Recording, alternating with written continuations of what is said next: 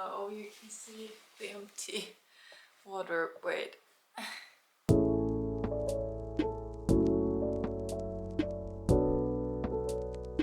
So, welcome to a new video, and because we have apparently passed the half-year mark and I see a lot of book YouTubers uploading videos about the books that they've read in the first half of the year, I thought I could do the same, but more realistically, because I've seen a lot of people, like, I don't know if you know Destiny Sidewell. If not, check her out. Her videos are really cool. She's read 75 books. I have not read that many books, and maybe this is more realistic. Maybe you do not feel that bad if you're watching my video, because I felt kind of bad when I was watching her video. But on the other hand, her biggest hobby is reading, and this is what she uses most of the time for. And for me, it is a part of various hobbies, on and off hobbies, more or less. So that is why so far I've read 70 books and 3 novellas. I kind of want to differentiate. My Goodreads does not differentiate between those two things, but then the novellas, there were novellas from Shadow Me in between, and I think I've read them in my ebook, and like the page counter is not that accurate and is not the same as if you would have it in paperback.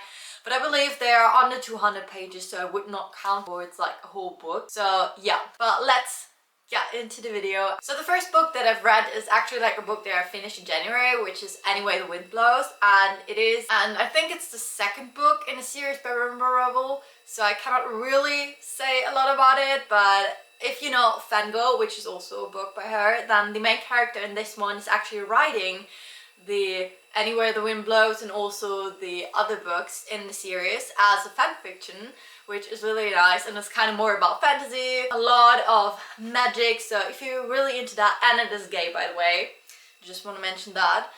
So if you're interested in that, definitely read it. I gave it a 3 stars because I was not able to connect with the characters as well as in the book before that. So yeah. So the next book that I read is also a book that I finished in January, which is because I borrowed it from the library here, but I had to give it back before returning to Germany because I would only like come back in February or January, end of January.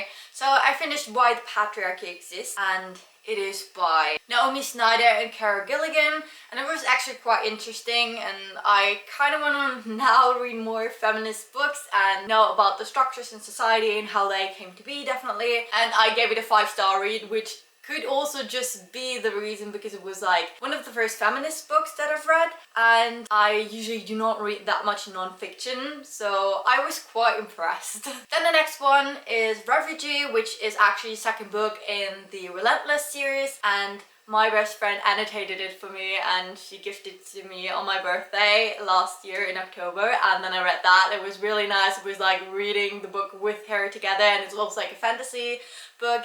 I think I gave it 3 or 4 stars because it's not that much my type. I'm not really connecting with the main character. That is like the main problem, where I did not give it more than 3.5 stars. The book after that was Stormy Restore Me, is the 4th book in the Shadowmere series, and I gave that a 4.5 star. It was not quite the 5-star read that I was like remembering when I first started to read the series, like the first 3 books and the novellas according to those. But yeah, I loved it, and after that I just continued with the series. So the book that I read after that was actually Shadow Me, which is a novel in between, and I gave that a 5-star read. I cannot really remember from which perspective the novel was, but I seem to have really enjoyed it. So it was just like a quick read. It was under 200 pages, and then we're moving on to the next full book in the series, which was Fabie, and I rated the Fabie also a 5-star read. Moving on to the next novel in the series, which was then Review Me. Review Me I rated it 4 stars, so we're not quite also the 5-star read I was imagining. I think Review Me is out of Kendra's perspective. If you have read the books, you know who I'm talking about, but I'm not that quite sure. After that, I then went on into the last book of the Shadowmere series, which was Imagine Me, and I gave that book, probably also because I feel so connected because I started reading it in my teenage years, also a 5-star review. And after that, there's actually one more novel, kind of really wrap up the whole series, and I think I gave it 3 or 4-star rating. I think I actually gave it like a 3.5 rating because it just wasn't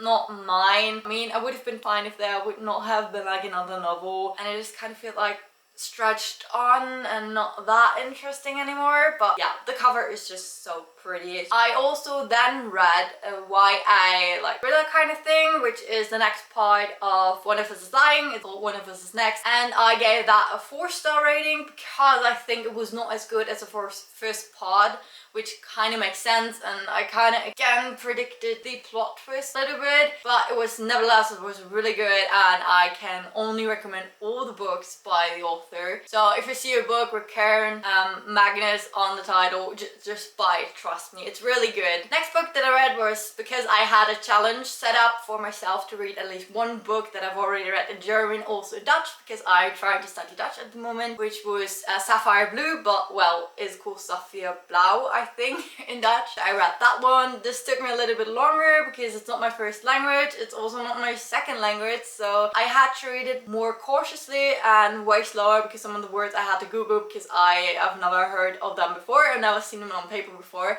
but yeah, I quite enjoyed it actually because it's also one of my favorite series, like the trilogy by Kerstin Gier. It's originally German. Read it, trust me, it's about time traveling and also a lot of romance, so I really enjoyed it. Then the next book that I read was You've Reached Sun. I gave it a 4-star rating because it was not quite up there, but it was a quick read and at the same time really sad story to read because the protagonist has just recently lost her boyfriend. Now when she tries to call him, he answers the phone, and I love that premise from the beginning to then really accompany kind of the protagonist in her grieving stages. So yeah, if you're into that, it's really sweet, at the same time really sad and sentimental, and a really quick read. So yeah. Then in March I started to read a young adult, I think at least it's a young adult romance book, which was The Do-Over, and it is basically about a girl that is trapped in a time loop on the Valentine's Day, and it was sweet, it was funny, so it had all the things that I want to have in a romance young adult book. Like, it was really like romantic comedy, and I absolutely love that about young adult romance books, so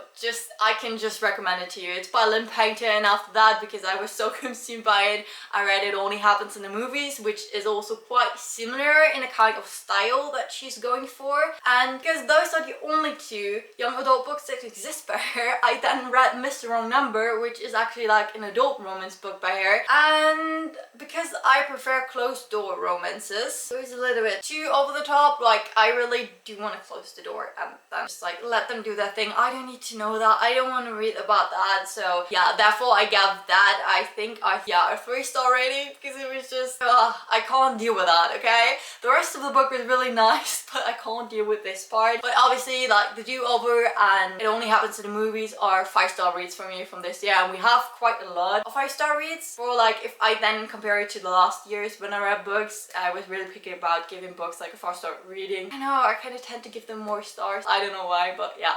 So moving on, we then have my long awaited Chain of Thorns by Cassandra Clare, which is the last book in her new Shadow Artist series, so I absolutely gave that 5 stars, and I might be prejudiced because if I look on it like in an objective kind of view, it's not as good, or I was not able to connect to the characters as good as the other books before, but I can recommend to you the whole Shadow Artist series, so please read it. If you want to get into that, just do, because Clare is such a good writer. I just love her writing styles, I love her characters, and yeah, definitely recommend. After that, I read Once Upon a Broken Heart because I just fell in love with the book.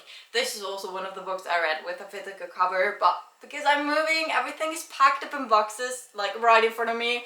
The camera is actually set up onto a lot of pile of boxes, and I hope it will not fall, because that would be really sad. But yeah, I read Once Upon a Broken Heart, and I also read The Ballad of Never After, and I have to say that I liked the first book more. But I don't know, it felt like I flew through the book. It is definitely a quick read because it was just intended as a duology, but now we know in November, like the 3rd part is being published. So I don't know, it was kind of like all the things are happening for the reason to then carry on with the story, and it was not that, I just don't know. Normally when I'm able to like fly through a book, then I'm also able to give it at least a 4-star rating, but it just did not feel that much, so I only gave it a 3.5 rating. And The Ballad of Never After, I would honestly just give that 3 stars because I was able to connect even less with the protagonist. I was able to connect even less because it's also like a romance story, it's like fantasy and romance. I was able to like connect even less with like the romance part going on, so it was not that, did not feel that natural, so as to say. Actually, we were almost at the end. The next book that I read was When in Rome while my exam season, and I can